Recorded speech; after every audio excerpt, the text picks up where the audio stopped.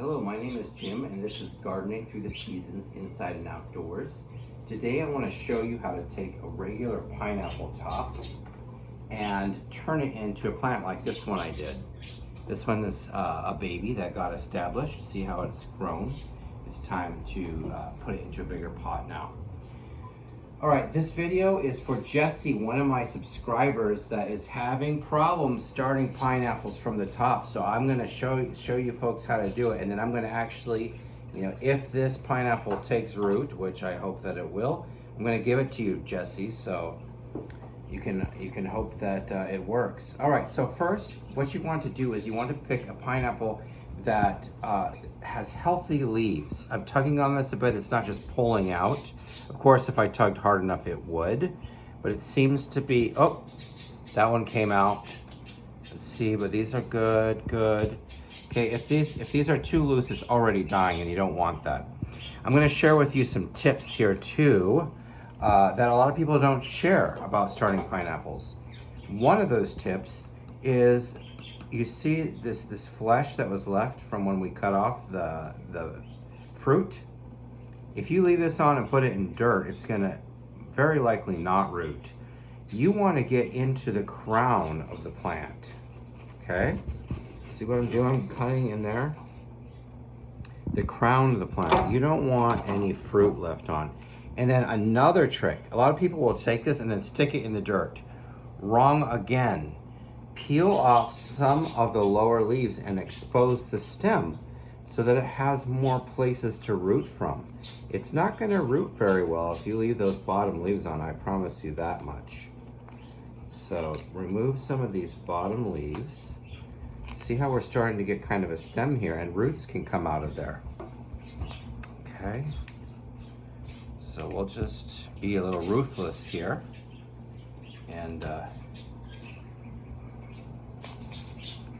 all right. And then we'll just, any damage, we'll just cut off so it's not rotting while we're trying to propagate it, right? Pretty simple. You're gonna want to use a small container. They root much better in a smaller container than a large container. So just get some good quality, like a peat moss based potting soil with some perlite in it, some bark and things you can find in the store. I just mixed some houseplant strength fertilizer water up, just stirring it in. You'd go for a little bit more of that, excuse me. All right, stir it in. Ready for the next trick? Okay, the next trick is, if you just shove this in there, it'll probably be too wet and that'll encourage rot. So I'm gonna actually squeeze out some of the excess moisture. I'm just gonna put a small layer at the bottom here. Leave a lot of space for this to go in here. And then I'm going to continue to put soil in that I've squeezed out excess moisture around the plant. Pretty self-explanatory. I won't waste your time doing the full plant here in front of you, but you're just gonna do this. Then, for a couple months, sorry, it can be a little slow to get started, but these plants are tough. Probably the toughest bromeliad that I grow, and I don't know, I have maybe 20 bromeliad plants. I do have to say, check out this plant here. Not the most attractive bromeliad, however. I mean, it just looks like a grassy plant, and it'll take a couple years to fruit as well. And I'm gonna tell you a little bit about some care tips in a moment, but you just put a clear bag like this, and it's a little tricky because of the way that these leaves are. And again, I'm not gonna waste your time doing the whole thing, but you just put it over it, get it rather tight, and then put it in a bright place, but not where there's any direct sunlight. So under some like LED shop lights, that's my favorite way to propagate. If you watch my videos, you'll see that I always mention that. Anyways, put it under a bright, indirect light. Direct sun in here is going to actually cook it. And if you don't put this over, it might lose too much moisture from its leaves and not really get started for you. So leave that on for a couple months. You'll notice the leaves will start kind of getting a little bit longer, and that's a good sign that it has rooted. All right, so how do you take care of them? Like I said, incredibly tough plant. It wants bright, bright light. It wants warm temperatures like in your house is perfect.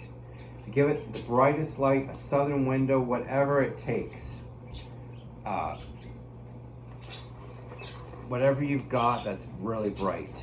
And then water it when the soil feels dry. Don't keep it saturated. It's not gonna like that. But when the soil feels dry, give it a good watering.